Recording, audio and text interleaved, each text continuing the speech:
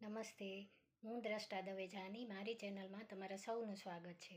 તો આજે હું બનાવવાની છું દૂધી અને ચણાની દાળનું શાક અને કોબી મરચાંનું સંભારું. તો ચાલો શરૂ કરીએ.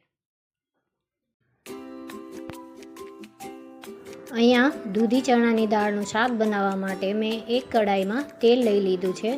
તેમાં મેથી દાણા નાખી દીધા છે અને મેથીની દાણા નખાઈ જાય ત્યારબાદ તેમાં 1 ચમચી હિંગ નાખવાની છે. તમે મેથીની બદલે જીરું પણ વાપરી શકો છો. ત્યારબાદ તેમાં 4 થી 5 મીઠા લીમડાના પાન નાખ્યા છે. પછી હું 1 ચમચી હળદરની નાખી દઈશ.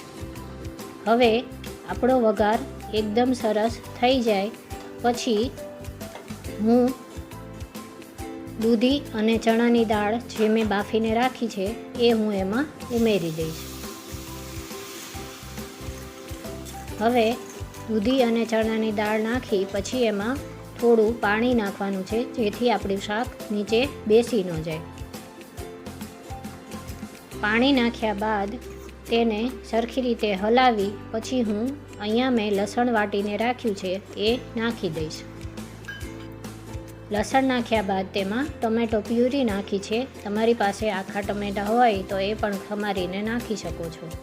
ત્યારબાદ તેમાં સ્વાદ મુજબ મીઠું અને સ્વાદ મુજબ મરચું પાવડર નાખવાના છે.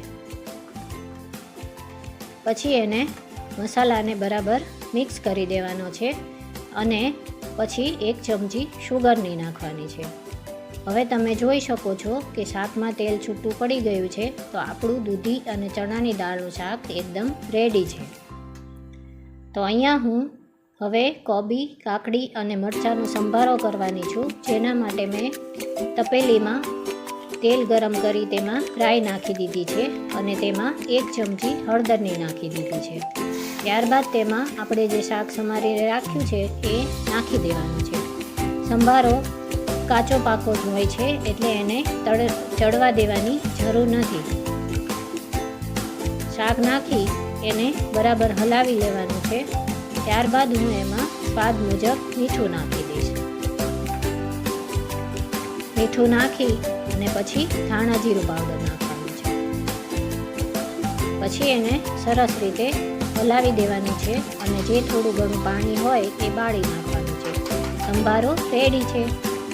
તો અહીંયા આપણી થાળી પણ એકદમ રેડી થઈ ગઈ.